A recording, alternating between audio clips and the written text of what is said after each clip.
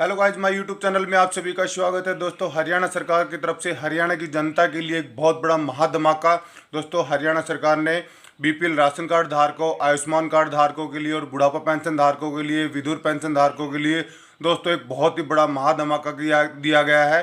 दोस्तों, हरियाणा सरकार की तरफ से फैमिली आईडी में जो भी इनकम वेरीफाई थी या बिजली बिल का जो भी स्लैब था, उन सभी के लिए अब दोबारा से वेरिफिकेशन स्टार्ट कर दी गई है।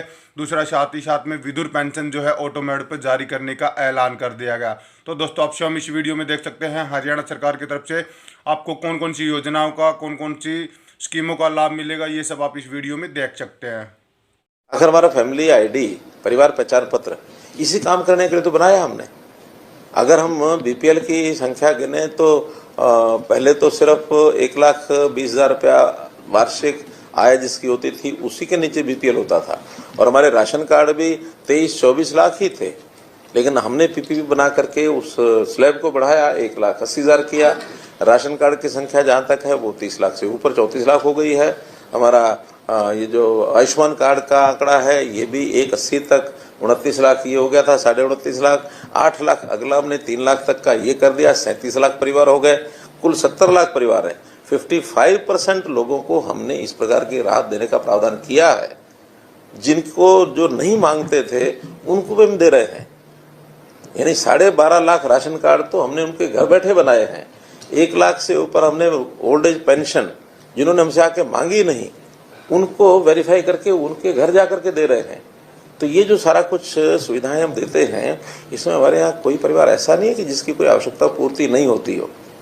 और हम तो अगर मान लो ये नौकरियों का जो किया है ट्रांसपेरेंट तरीका, सबसे ज्यादा उन गरीब परिवारों के लोग लगे हैं। बात ध्यान में आ जाए, सुबह सुबह ध्यान में आ जाए, या लोगों से बातचीत करते हुए शनिवार को 5 से 6 के बीच में ध्यान में आ जाए, हम उसी समय अपने अधिकारियों को, राजेश जी को, उमा जी को फोन करते हैं, टीवीएसएन को फोन करते हैं, भाई ये योजना बढ़ा करके दे दो आज। पिछले 3 महीने में मेरे ख्याल 2-3 बातें तो ऐसी ही जब ध्यान आई तब कर दी। एक दिन मैं बात कर रहा था बच्चों को स्कॉलरशिप किसको कितना मिलता है, तो एक बच्चे ने कहा जी मुझे 7,000 रुपया साल का मिलता है। उसी क्लास का बच्चा उसने कहा जी मुझे 10,000 रुपया मिलता है, 9 या 10। हाँ, तो मैंने पूछा आपको कहाँ से मिलता है, आपको कहाँ से मिलता है? तो एक ने कहा मुझे जो बिल्डिंग कंस्ट्रक्शन वर्कर्स की जो हमारा बोर्ड है उस बोर्ड से मिलता है 10,000 रुपया। दूसरे से पूछा, उसने कहा जब लेबर वेलफेयर बोर्ड से मिलता है 7,000 रुपया। मैंने कहा भी एक ही प्रदेश, दोनों मजदूर, दोनों के बच्चों को 7,000 को 10,000, उसी समय घोषणा की कि भी दोनों को 10,000 मिलेगा। और पूरे प्रदेश में उनको लेबर वेलफेयर बोर्ड को कहा कि भी आप भी कंपेयर करके योजनाएं बनाओ। वैसी बात कर रहे थे हम राशन डिपो वालों से, तो राशन डिपो वालों से तरह तरह की बातें हुई। किसी ने कहा कि भ्रष्टाचार, खुद वो लोग बता रहे हैं हमारे यहाँ हमारे वर्ग में बदनाम है, कुछ लोग भ्रष्टाचार करते हैं, कुछ ठीक है। जो बदनाम है वो तो कोई किसी को कुछ कहता नहीं है, लेकिन जो अच्छा काम कर रहे हैं उनको लगता है कि हमारी तो थोड़ा सा बनता है कमीशन, इस कमीशन गुजारा कैसे होगा। मैंने कहा कितना कमीशन है कि जी 1.5 रुपया किलो।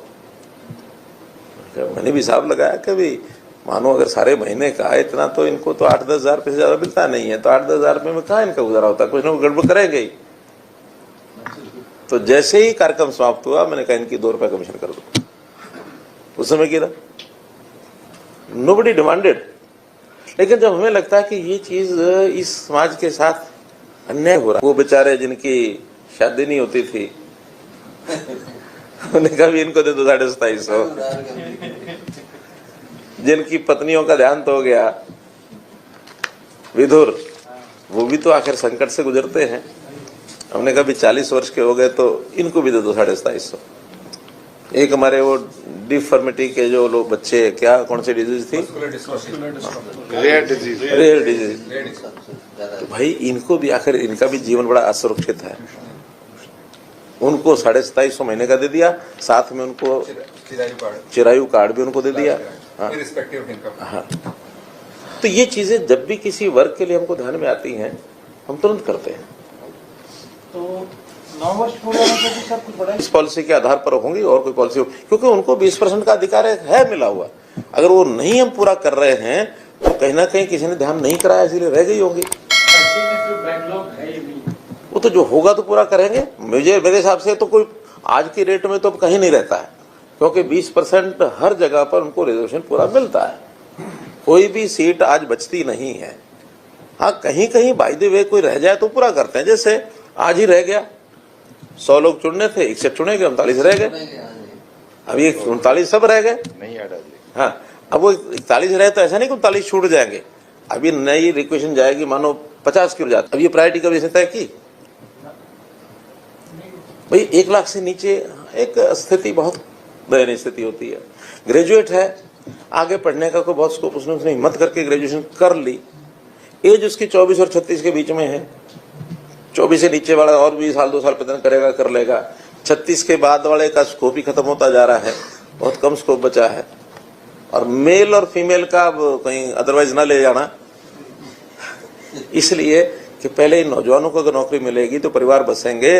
अगर कहीं परिवार बसाने में बेटी नौकरी वाली और बेटा ना हो तो क्या हालत होता है इस घर की, हैं?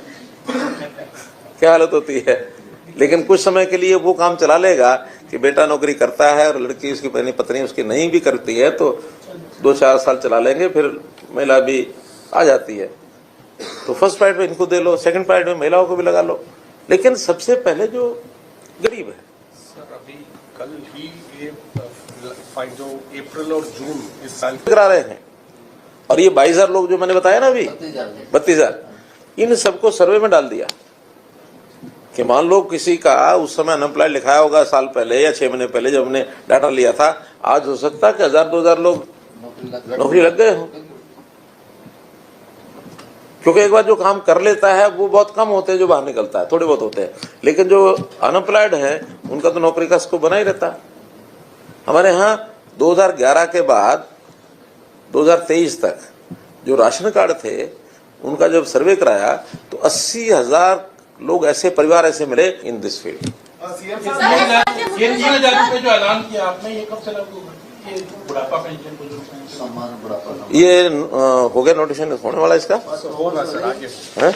लेकिन इसको मिलेगा उसी डेट से जो मैंने अनाउंस किया था, इकट्ठा मिल जाएगा।